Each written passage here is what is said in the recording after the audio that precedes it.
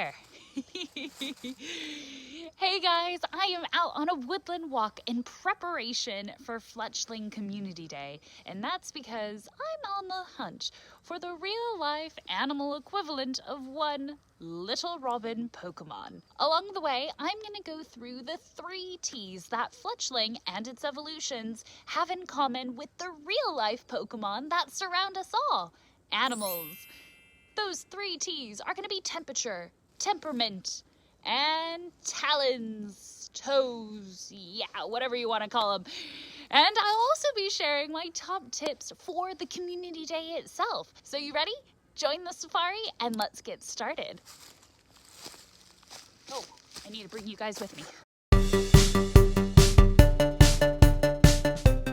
Let's first start off by looking at the temperament of both Fletchling and the European Robin. Fletchling was introduced in Generation 6, and its name may come from the fact that their tail resembles the fletchling on the end of an arrow. With regards to their temperament, Fletchling is generally very friendly and also has some beautiful songs. However, they are known to be both relentless in battle and very territorial. We see the determination of Fletchling in the anime because Ash actually had one. And Pokédex entries are quick to point out that their melodious cries are actually warnings. But is there a real-life animal that's like Fletchling? Meet the European Robin. They were recently voted the UK's most loved bird in a national poll. But these guys, too, may look cute on the outside, but they are viciously territorial. Like Fletchling, they have a beautiful song. In fact, the robin sings for a majority of the year, except of course when they're molting.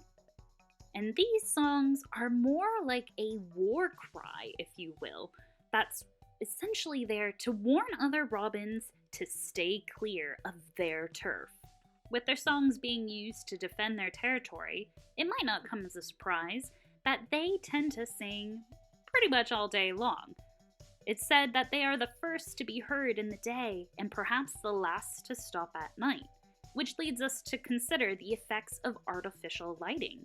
What I found most surprising about the robin is that their life is pretty short, with high mortality because of birds having fierce clashes. And it all starts with the males typically singing at each other. Now let's talk temperature. Fletchling evolves into Fletchinder at level 17 and becomes a flying and fire type Pokemon. But what on earth does temperature have to do with the birds of our world? Well, they're certainly hotter than you may think. Fletchling's Pokédex entry in Ultra Moon says its body is always warm. Trainers who live in cold areas apparently sleep with it in their bed. While Fletchinder has a flame sac. Now it's because of this that they can actually fly faster and faster as the flame sac heats up. Birds typically have a higher metabolic rate and body temperature than that of mammals. There's a few things to consider why this may be. Firstly, birds have to incubate their eggs outside of their body. This requires additional heat. They also have no sweat glands and lose heat through their respiratory system and exposed skin.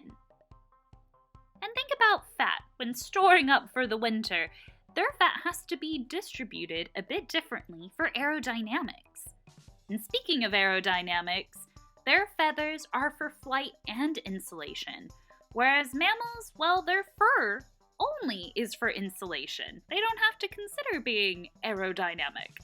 And while these are just some of the physical adaptations, there are also plenty of behavioral adaptations that help bird species thermoregulate. And during the winter months, if possible, it's important if you can to provide food and even water to birds. Help keep them going since they have such a high metabolism. For more information, check out the links in the description below or my previous video on the Big Garden Bird Watch by clicking the link up at the top. Now, I know they don't look similar to Fletchinder, however, the lilac-breasted roller does in fact use a very similar strategy for getting some grub. It's said that Fletchinder hunt by igniting grass, and then swooping down on bug Pokemon that are trying to escape the blaze. And while the lilac-breasted roller doesn't quite start the fires, they make the most of ones that they do find. By being opportunistic, they catch bugs that are too trying to escape the fires. So now for the final T, Talons. Fletchinder evolves into Talonflame starting at level 35 and is the final evolution of Fletchling. With a name like Talonflame, you certainly come to expect some big talons, and they don't let us down. Let's look into what makes Talonflame not only impressive, but what the real-world animals around us have that's equally impressive as well. Talonflame uses its talons and its impressive diving skills to attack its prey, which happen to be Wingull and Pikipek. When Talonflame dives, it can reach speeds of 310 miles per hour. That's pretty nuts. Its wings are also fireproof and have been used to make firefighter outfits in the past. Now you may notice that here Talonflame is indeed fighting Moltres. You're just gonna have to watch the anime to find out what happens. But I just had to show you guys because it was so cool. Bad pun intended. Talonflame is obviously based on a bird of prey, and I chose to look at the white-tailed eagle. Look at these talons. The white-tailed eagle is the largest bird of prey here in the UK. In fact, they went extinct here in the UK during the early 20th century because of illegal killing. The birds that are around today are descended from reintroduced birds. They too use their talons to help hunt. For example, when they're fishing, they fly low over the water and stop to hover for just a moment and drop to snatch fish from the surface. But there's another, more romantic side to talons. In late winter and early spring, pairs may be seen in display.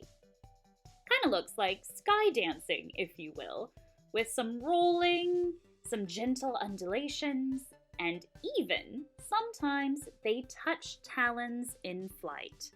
How romantic!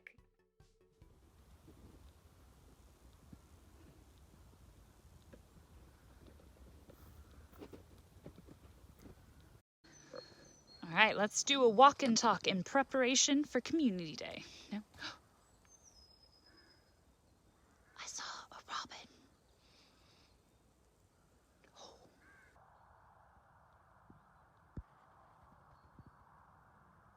All right, now let's talk Community Day. So Community Day is taking place this Saturday from 11 a.m. to 5 p.m. local time. It's nice that it's over the course of 6 hours yet again, because when you use an incense, it will last for 3 hours. However, that's not the best part of this Community Day.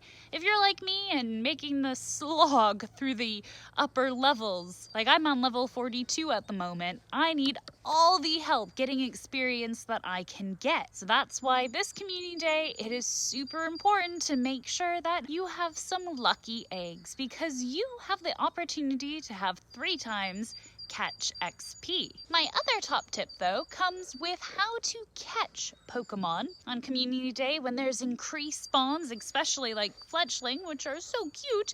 You want to make sure you're getting through quite quickly. And so I'm going to show you how I like to fast check and fast catch Pokemon.